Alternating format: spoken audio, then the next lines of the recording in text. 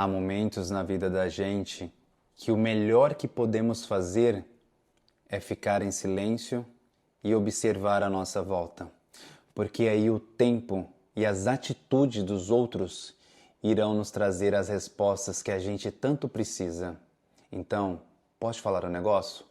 Aquete o seu coração, dê tempo ao tempo, que as respostas, elas virão. Pense nisso.